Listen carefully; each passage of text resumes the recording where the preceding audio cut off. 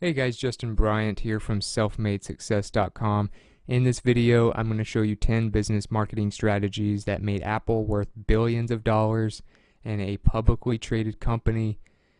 They've dominated the tech industry for decades now, and they've created their own industries, their own categories of products. And I'm going to show you the driving force, the driving marketing strategies that created this success. So, the first thing that you have to outline when it comes to their success for Apple is their simplicity. Simplicity is almost Apple's religion. They practice it in everything. It has an impact in every area of Apple. So, there's an article called Here's the Simple Secret to Apple's Marketing Success, and it's on Forbes.com. It's a great article about how simplicity and streamlining products and services makes people more likely to buy, and how Apple applied this. Okay, so as a side note, I'm going to have all the links, all the show notes, all of that stuff, related content, all in one page on selfmadesuccess.com. You can find that link in the video description, so you don't need to memorize these websites and these articles and the stuff that I mentioned in this video. So you can go find that after the video is over to make it easier on yourself. So it also starts with this quote called "Perfection is achieved not when there is nothing more to add, but when there is nothing left to take away." You may have heard the other quote called "Simplicity is the ultimate sophistication." It's actually true. So if you look at this chart that came from a few studies by CEB, 86% of people are more likely to purchase a product or service when it is simplified or more simple than the competition. 115% are more likely to be recommended. So they're more likely to recommend a product by far if it's simpler, more streamlined, and just easier to use. So it's also easier to understand when you keep all that in mind. iPhones, Macs, iPads, everything is very streamlined, it's very simple, and it's very elegant in its own way because of how simple it is. If you even look at their advertising, remember these commercials where they had the PC guy and the Mac guy? There's nothing else in this screen except two guys who represent the two main competitors in the computer industry, and they have an actor, Justin Long, talking about how Mac is superior in every way pretty much to a PC. That is the entire ad. There's nothing else in there. All your focus is on these two guys comparing. So even their billboards, you look at their billboards, there's a lot of examples of how simple their billboards are. It usually contains three things: a picture of the product or a representation of it, the Apple symbol, so you know exactly who's made it, who it's from, what to expect, and the name of it so that you can look it up and buy it. That's very simple and it works. Look at all their billboards when you're driving and you find one by Apple, it'll probably look something like these. Another thing, look at their products. Their Apple TV looks a lot simpler and more streamlined than a normal one. Look at their iPhone. It's a screen and a couple buttons. That's it. Look at their iPad. It's a screen and a couple buttons.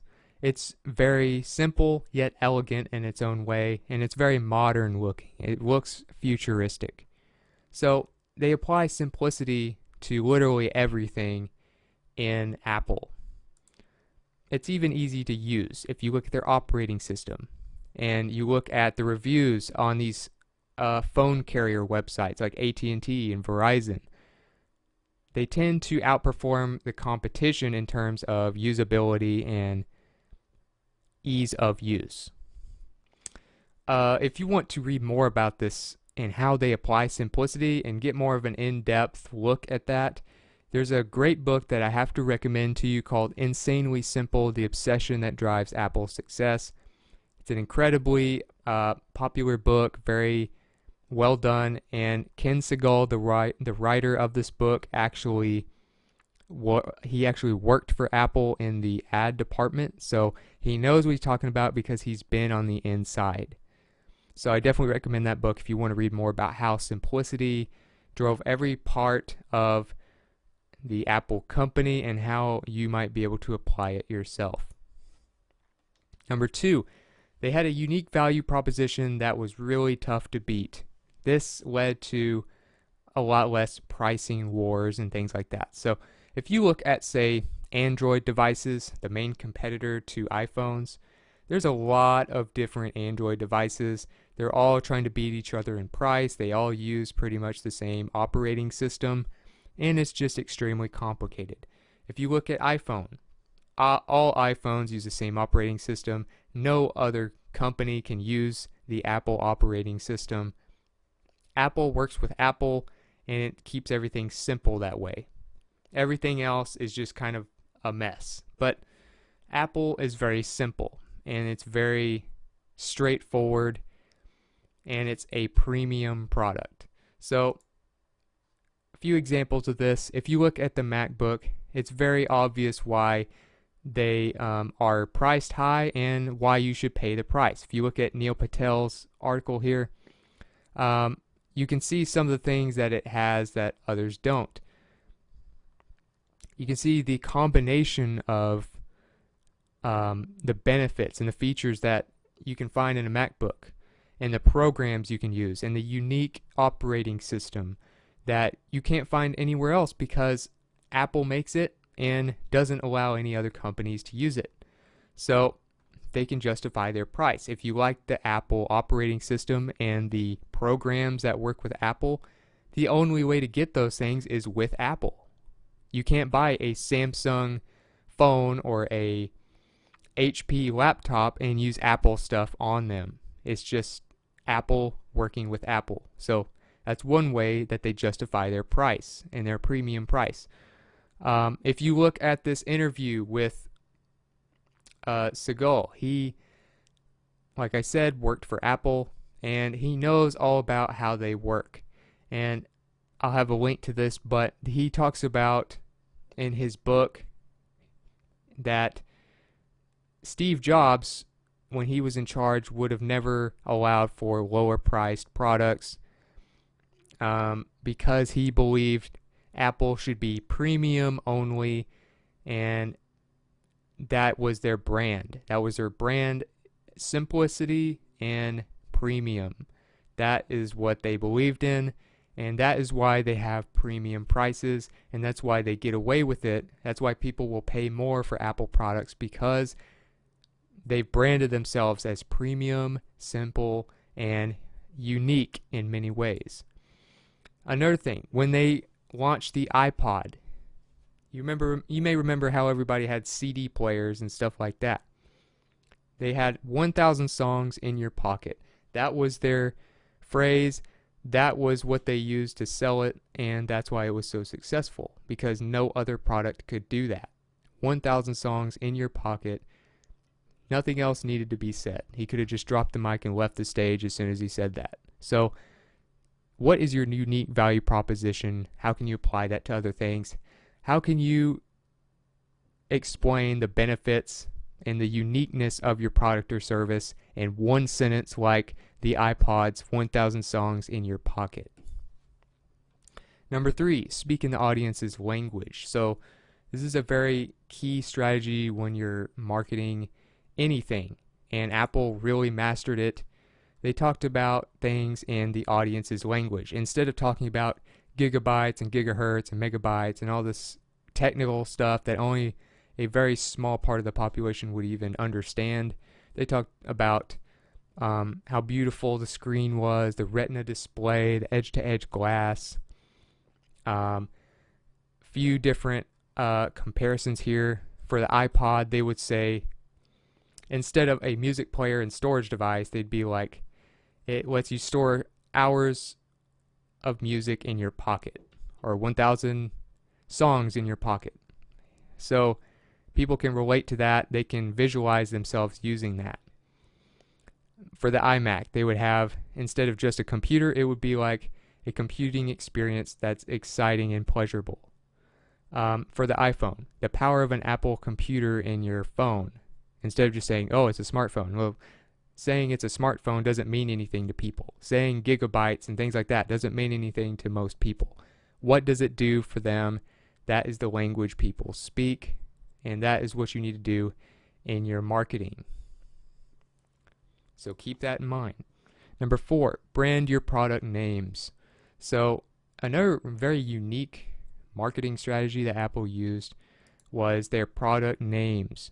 So they would patent their signature couple of phrases that went into the names of almost all their products. So instead of coming up with some kind of catchy name for every single thing like they do with, say, car models and stuff like that, they just did, okay, this is a phone, it's the iPhone. Our operating system, iOS. Our tablet, iPad. For their computers, they would use, all right, this is our computer, this is based on our computers, MacBook Air, MacBook Pro, MacBook, iMac, Mac Pro, Mac Mini. So they would use Mac or the lowercase I at the beginning of almost all their product names so that you know instantly that Apple made it, so that they differentiated themselves from all their competition by having unique names that go along kind of a product line instead of just each individual thing as a different name. And it really separated themselves and allowed them to create their own real category of products, their own line of products that could not be mistaken for anything else.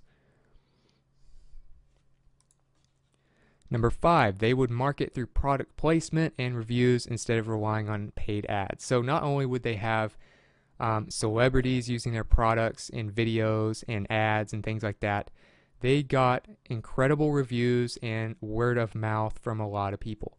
One thing they did to create this, of course, you can look at the reviews on, say, Best Buy, AT&T, Verizon, all these different places that offer their products. But one thing that they would do is they would create products that have never been created before. When you have an iPod, 1,000 songs in your pocket, no one's ever done that before.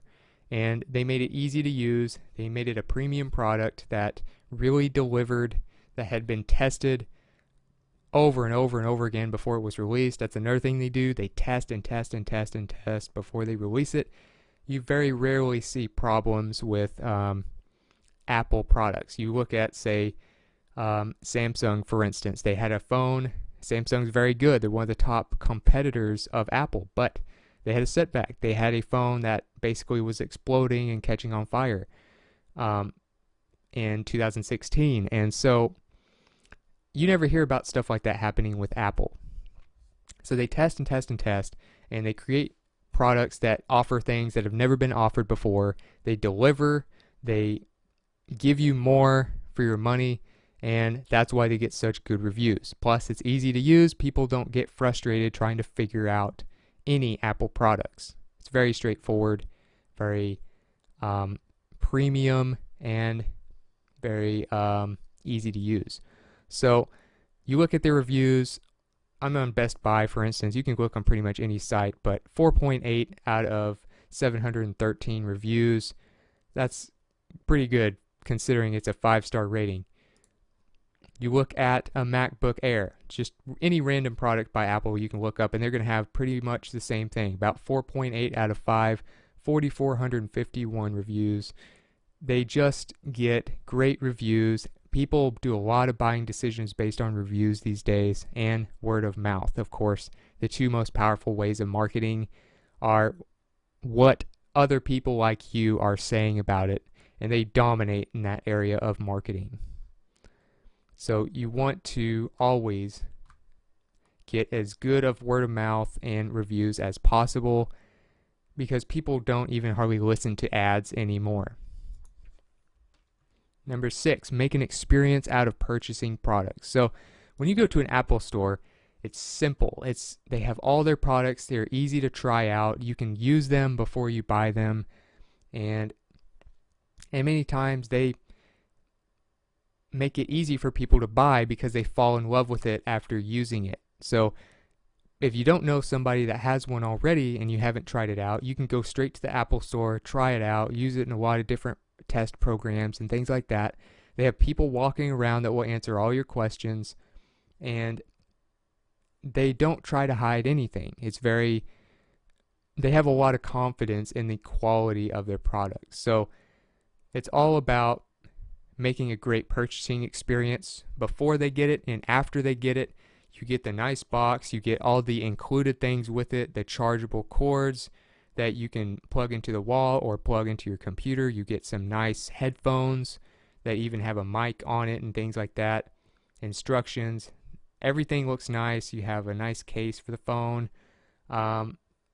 Everything's easy. Everything is easy to set up so you can start using it right away and not worry about how complicated it is or dreading the setup of your iPhone. Everything is easy.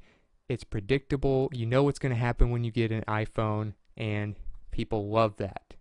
So create a predictable, positive experience from purchasing products, and people will actually look forward to getting the next product instead of dreading having to update and things like that.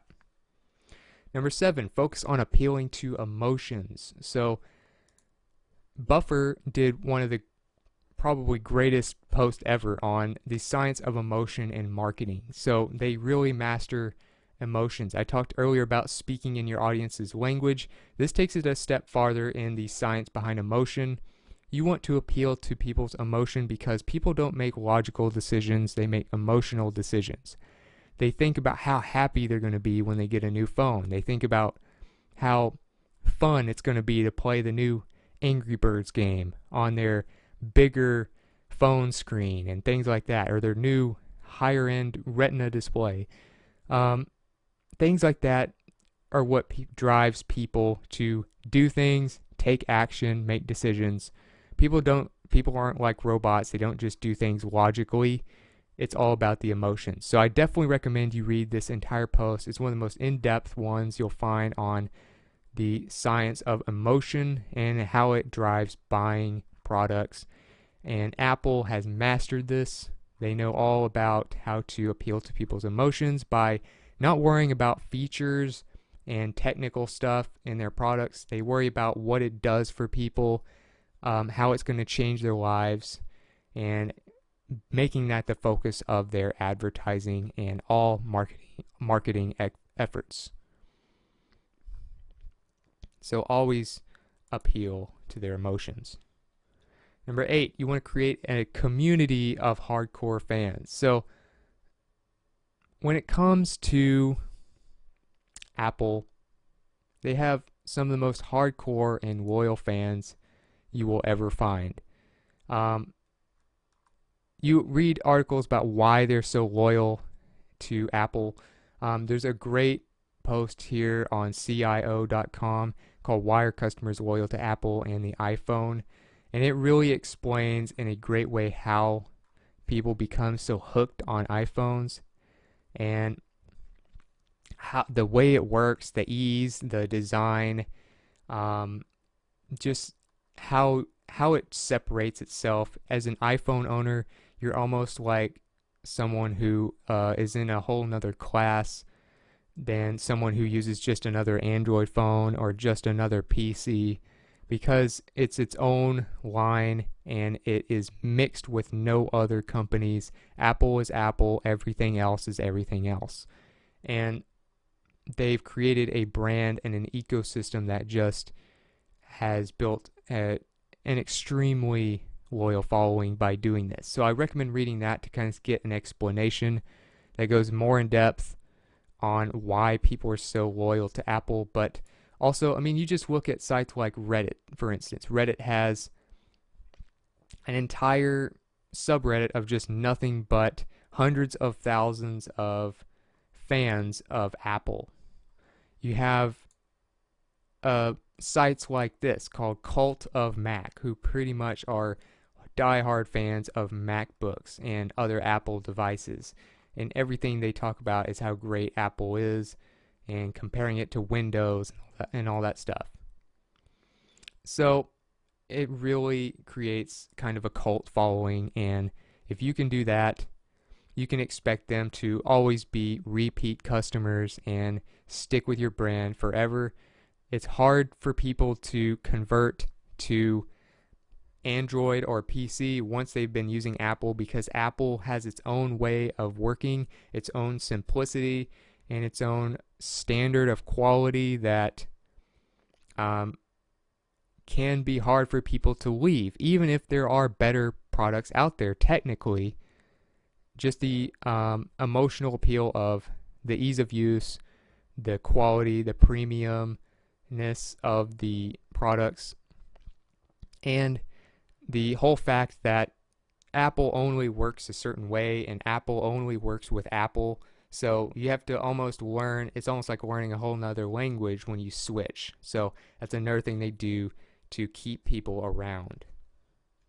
Number 9, their message consistency. So like I've said before, it's all about premium and simplicity. So they talk about this all the time.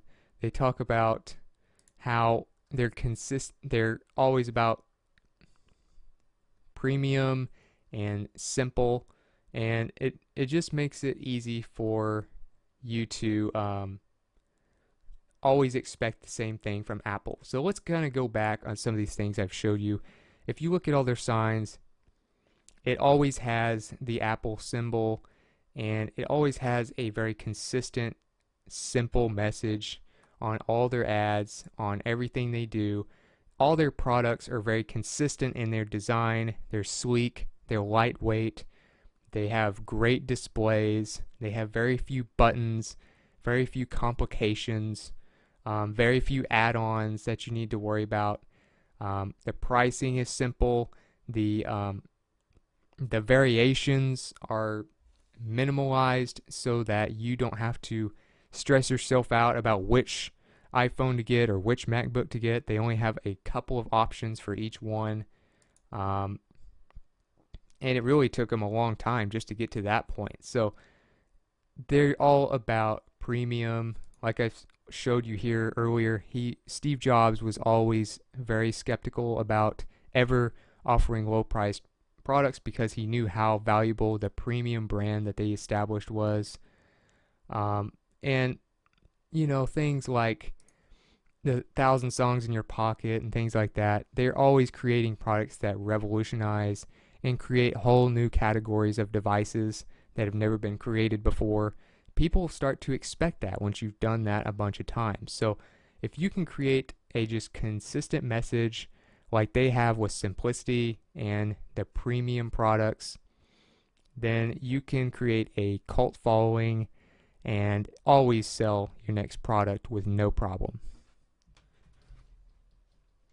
Number 10, you can build up hype through mystery. So another thing that they've done really well with their marketing is create mystery. There's an entrepreneur article talking about some of the different things that Apple does, but he talks about one of their best marketing approaches is the build up of hype that they create through mystery, through very specific leaks that they allow to get into the media, making people think, oh, somebody just discovered this, or this is an accidental leak. We're getting a sneak peek at the next Apple product. And they're always coming out with new products every year. There's always new leaks happening, and he talks about this here in this article, but they're always talking about Apple leaks. You just search Apple leaks, there's always going to be some in the last day, and it seems like there's a new leak every day in some way, or somebody talking about a recent leak. They do this on purpose. It's not something that is by accident. Apple is very strategic about what gets leaked and how to build a bunch of hype before the new product is released. So it gets people excited. People are always searching for the latest news on Apple devices, even more than any other device. So it's hard not to see how they get so many sales when they build up hype the way Apple does, through strategic leaks, through the mystery of, oh, what's the phone going to look like? What are they going to offer this year that they didn't last year? How are they going deliver when it seems like they've hit their peak. You know, they're always very strategic about that. So always a lot of hype right before the product comes out. So if you got something from this video, if you feel like you learned about kind of how Apple became so successful and some of the marketing strategies they use that maybe you could apply as well, please like and subscribe so I can create more videos like this for you. If there are some other effective marketing strategies that you know really contributed to Apple's success that I didn't mention, or if you want to just let me know what you thought about the video overall, let me know in the comments. I'd love to hear from you. I'm always looking for feedback to improve these videos and make them more valuable to you. So whatever you want to say, let me know in the comments.